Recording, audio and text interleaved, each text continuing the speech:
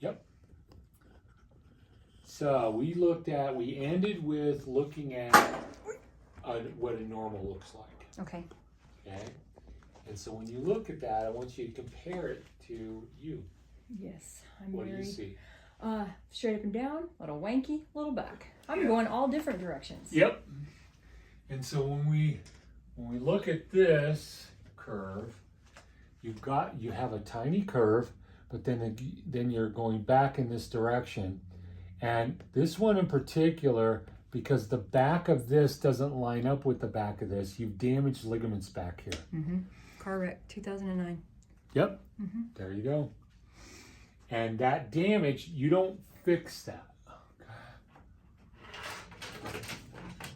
It's like that. Okay. I get it. Only God fixes that, and I'm not him. Okay. Right? But what we're going to do, I call re-engineering. We're going to take other tissue, muscles, that are in the same plane, in the same line, and we're going to fatten them. And as they get fatter, they get shorter. See that? Mm-hmm. That's why a bodybuilder can't comb his hair, because his tricep is so huge he can't flex it enough to reach his head. Right? Same concept. Right? We're going to shorten it. We got to shorten the muscles back here. Okay? So that this will wind up. I showed you down here how this disc is actually a wedge shape. Mm-hmm. Right? It's bigger in the front than it is in the back. This one is slightly wedge shaped. That's why you have a curve there. Okay. Okay. And so we're going to be working to open these discs up. Whenever you're here, we're going to be doing decompression. Whenever you're not, you're going to be molding all along. And molding really is about the weights. Change the shape of those discs. And then the weighting system is about putting the system back together again from a neuro biomechanical point of view.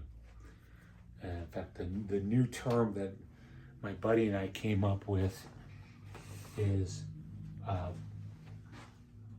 functional bio. All of a sudden I forgot it. But I wanted to go into the functional realm because people are starting to understand that. When I say Pettibon, nobody understands. But more people understand Pettibon than they do functional stuff. And so we're going to have to come up with a new name and new branding and then just gut it out. Okay.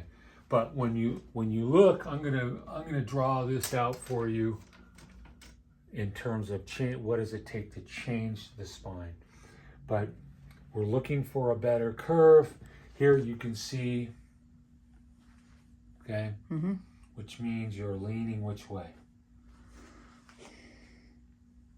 Kind of going to the left? Yeah. Okay. Which means you can't let you vote. Just kidding. Please vote. We believe in that. Okay.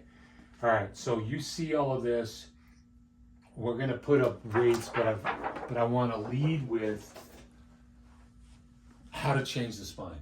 Okay. The theory behind it. Okay. The model of structural correction, I call it.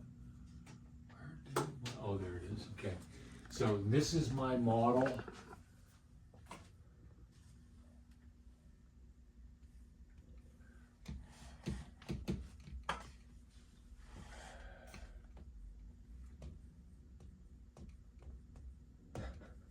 Okay. All of my pens that are short like that means a little kid was playing with it. Yep. Okay. Okay, this is my model. I modeled it after the pyramid, which is the strongest structure. It's a series of equilateral triangles and all of that. But there are 3 tissues that you have to change in order to create a structural change that you can maintain without me.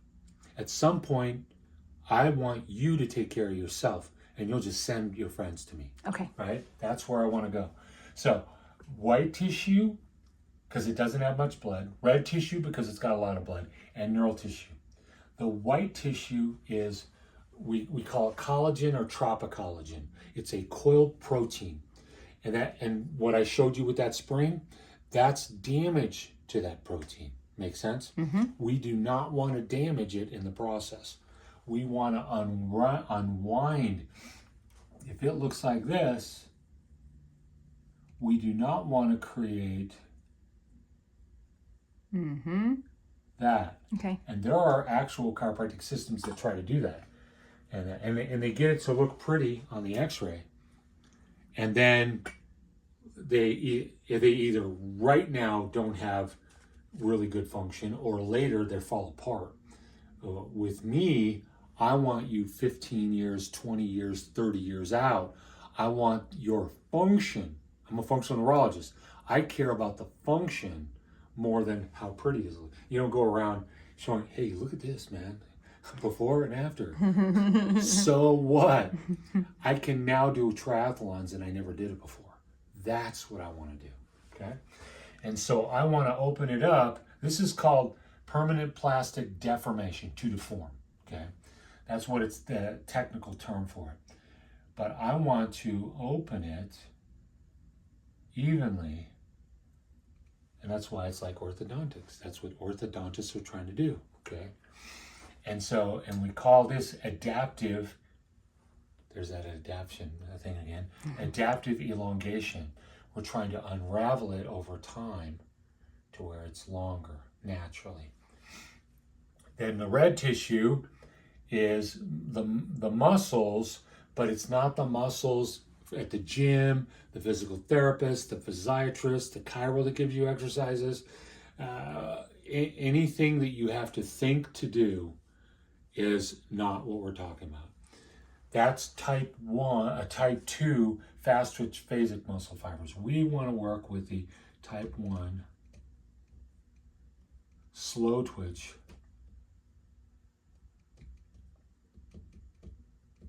postural muscle fibers, okay? And when I'm teaching the kids, I say, you'll get this if you go to Kentucky Fried Chicken.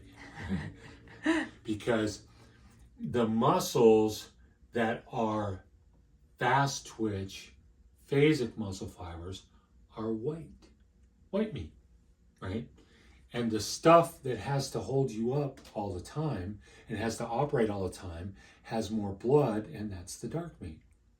See, on a duck, you got the chicken, it's down here, and it doesn't do much with its wings, right? But with a duck, it's in the chest and back because it's in the air much of the time. Mm-hmm. And so that, with that in mind, and so we want to change it. And I have a way, I don't know if we went through this, but I have a way for you to feel the difference. They are the stabilizers, okay? So if you put that to where we're gonna do a little test, just stand there, okay? Should probably be able to see, okay? So this is what the bicep does, right? Mm-hmm. Okay, and so you pull up, there you go, that's the bicep. That's voluntary, that's your brain, and it's telling the voluntary fast twitch phasic muscles to do it. But when you did that, before you did it, 40 times more impulses go from the cerebellum to the joint of the elbow to tighten it down before that happens. Otherwise, you'll dislocate it, but also it's technically there to make that joint as efficient as possible as a pivot, okay? So what we're gonna do, so you can feel it, is you're gonna wrap around so that you can feel. When you contract your muscle here, I want you to feel the joint tighten. So you're gonna feel what we're doing. Tighten, go ahead, there you go. Did you feel it tighten? Oh yeah. Yeah, that is those muscles. Okay. That's what we specialize in. They actually do the opposite of what this is a flexor. These are anti-flexors. Okay. They do the opposite. When you put the head weight on and you pull back, say, well, if I pull back like this, you go ahead and pull back, that's a cervical extension. But when we put the weight on, it's going to activate the stabilizers back here, And those stabilizers are anti-flexors. And so they're going to tighten. And because we want them to get shorter, we want them to get symmetry, we want them to get stronger, but most importantly, we want to get them endurant. Okay. And that's the longest and hardest. And it's harder to work with these, and it takes longer. But the cool thing is, it tends to last longer. Why? Because if we went to the gym, and you and your husband and I, we had a program that we did for, let's say, 9 weeks, right? And it was tailored. We all did the same workout, but was stressed it according to what you can do and what he can do and what I can do. At the end of that, we're all going to see results. It'll be our individual results, but it will get results because it will stimulate change, adaptive response, all right? And so in that, when we're doing that, we're forcing that to change, but if we were to stop, it's going to go away. Why? If you don't use it, you lose it. That's right, exactly. But when we do this kind of activity, and we're working with the stabilizers, right? And we get those stabilizers in place, we're always using them. Can you see that? Yes. It's kind of like the concept of reading, right? If I learn how to read, every time I read, I'm supporting that skill and all of the neurological effects that have to go together in order to make that skill. I just supported all those parts of the brain. Okay, same concept. So this tends to like to stay. It might get a little weaker because we're not pushing it as hard, but it tends to stick around, which is really nice. Yeah, go ahead and change it. There. Okay, so that's the red tissue. White tissue, red tissue, neural tissue. In the neural tissue, everybody else is working with the brain. We call it the pyramid because it's the top, right? The pyramidal system, they like to call it, okay? We're not doing that. We're not working with it. That does not dictate posture. It doesn't control posture. If you have to think about it, you're already on your butt, right? Mm-hmm. This is a reflex system. And so it's the brain stem, cerebellum, and the extra pyramidal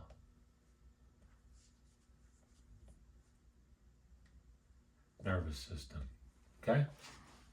That is not the brain you think with. It's the brain that thinks you. Okay? And so in it, we're looking to make changes in all three of these. Why? So that it will maintain itself. My job is to get you to change this as close to normal as possible. And when I say normal, there's a reason for normal. I hear all the time, especially from experts, well, I don't know that that's normal. I said, no, we actually know. And I could give a long series of seminars on the different aspects of why normal is normal from a biomechanical point of view, from a pressure on the spinal cord, brainstem point of view, from a blood flow issue, from a cerebral spinal fluid issue. I mean, all these different reasons, and therefore we know from a balance point of view. It's just one cool thing. The levelness of your bite plane dictates your balance system, the head sensors in your head. The more I'm on that perfectly, the more I truly have the ability for better balance. The more I'm off, I'm starting from off rather than coming back. Being at normal, I know that I'm level and I'm balanced in that. So, but anyway, so we're going to have to change all of these three, and we have to rewire a nervous system to make that happen. So how effective is that? Well, from an efficiency point of view, one of my favorite cases, in the waiting room, you'll see a picture of a young lady on the wall. She's a sprinter, and she was a 100, 200 meter sprinter and lackluster professional career. And she came to me and I said, well, the only way I'll accept your case is if you absolutely commit to do what I say every day, even if you're not having your regular workouts. You're always going to do my workout. And I said, this is going to be the edge of edges. Nobody else can have that. I said, how do you know that? I said, I know everybody that's doing this, and nobody's working with sprinters. We got guys working with professional golfers and other things, but no professional sprinters. And so in a year, we took her from nowhere with all the stuff we were doing with the molding, the weights, the isometrics, and we had the fulcrum exercises, which you'll learn about as we go. The fulcrum exercise at the beginning and intermediate level, and she, at the end of that first year, she took number 1 in the indoor 60 and was number 3 in the world because 2 Russians beat her time. And she was number 18 in the world in the outdoor 100. Wow. So, and it was that drastic. And her comment was, I used to be all over my lane and now right down the center. So this is taking it towards perfection. Okay. And you put a quarter in, you get 20 out. That makes sense? Yep. All right. So I don't know if you want to go over, let's not do it today because I got some other Zooms, but I want you to remind me on the autoimmune. Okay. Because I want to go through that. I want to go through the process, you know, how that works, what it is, and how we're going to stop it, the process, so that we can start you right away on it. It's 3 phases. It's probably the hardest thing I do. Okay. Why? Because doctors fire patients because of it. Other doctors, they say that's too much D and all that, and also friends and people whispering in their ear or whatever. But when we can go through it and mention this to Renee, we have a video of somebody we actually did this on that she gave a testimonial on. So if you want to see that, you're welcome to. Absolutely. Yeah. Very good. Anything else you want to, you see this, I'm about to go over the weights. Oh, Okay, yeah. let's see No, what they I'm ready. do. Are those dark spots my cupping, or what is that dark spots in there? What is that? Poop? Gas. Oh, that's funny. Oh, that That's muddled my gas. poop. And my poop. Yep. Everybody's know got it. It's on the reason. That's right. It's on the horizon. And you gotta love my teethless face, man. I didn't realize how many veneers do not show up. I need that for Halloween. Yeah, well, you got it. All right. Weights. That's what I need. Okay. You are head forward. I talked about it with 1 9/16. We put a ½ a pound. I assume that you were fragile, especially with that. Okay. And we did a ½ a pound, and check it out. We went from 1 9/16 head forward posture to 1 inch. That is amazing. When you see that bend, see the change in that bend? That is from wearing a headband with a weight on With the a front ½ of it. pound. Wow. Usually I started with 1, but when it's fragile, which I get a lot of those, right? So you'll get your head weight. It's amazing. Yeah. So that's where we're headed. Okay. In fact, I think Literally. pun unintentional. We'll take it then. Okay, this will give you an example of what we're doing here. This is a patient of mine, and okay, see this? The sacrum is tilted at 8 degrees here, and she's doing a little bit of a scoliosis here. Okay. Ouch. And so as the sacrum is tilted, the sacrum here is tilted, and it's high on the right. So it's like that, right? Okay. Okay. And so what we did was we put a pound and a pound, kind of like taking, if you had a low shoulder and put a purse and you could lift against it.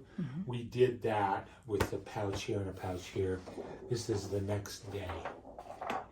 The next day. The next day. Yeah.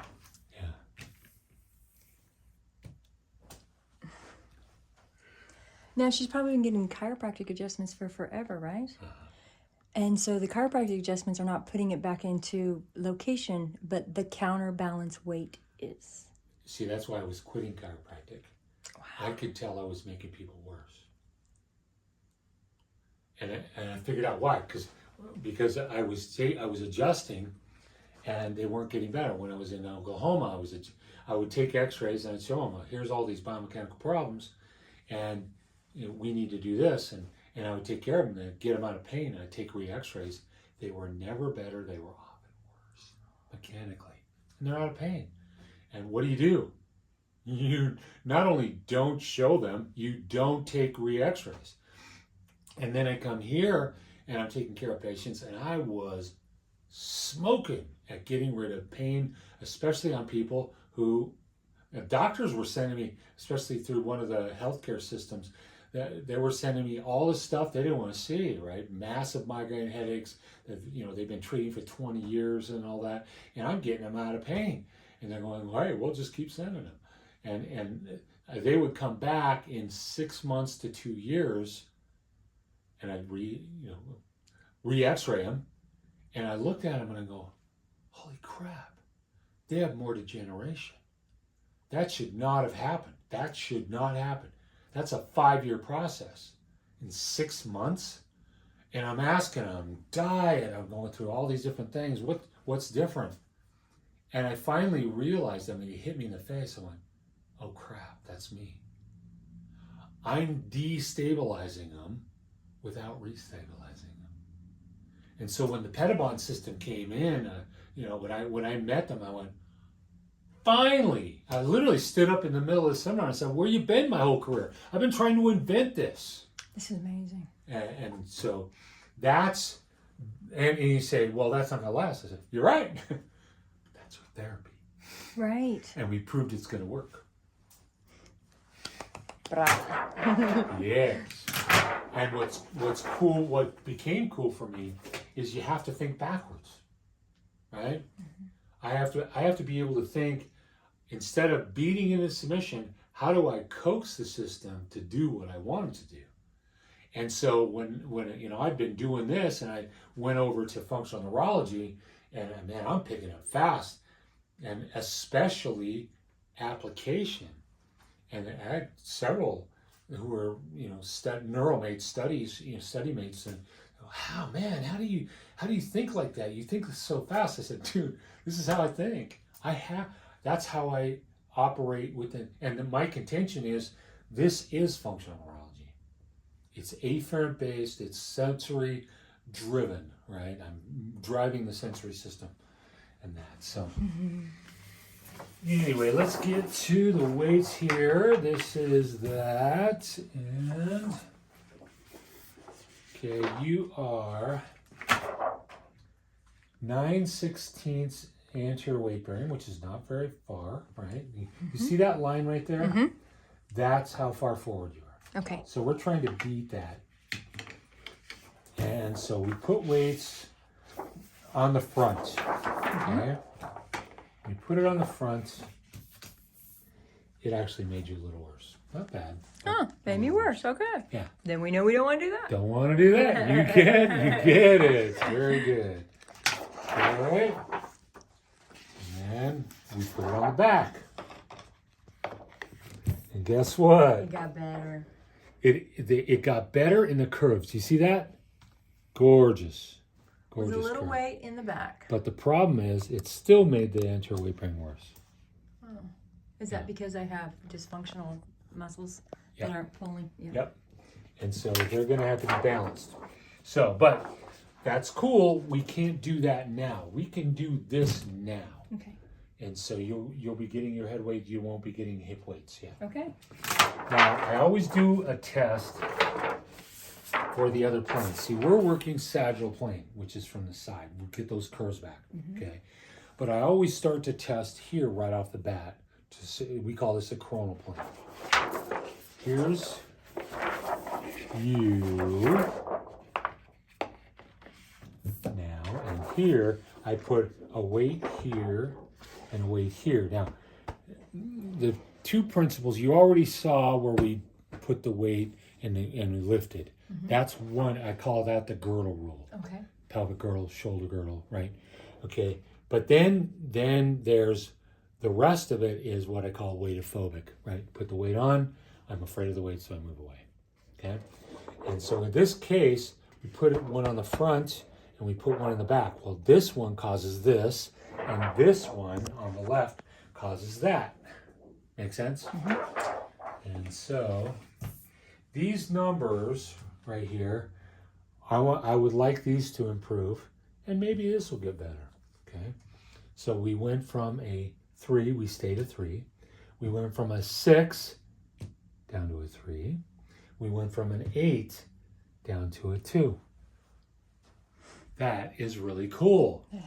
It's very unstable in this plane, but it's a lot more stable in this plane. Well, that's unbelievable, Very actually. cool. I Very figured cool. it'd be backwards than that. See, that's in the future.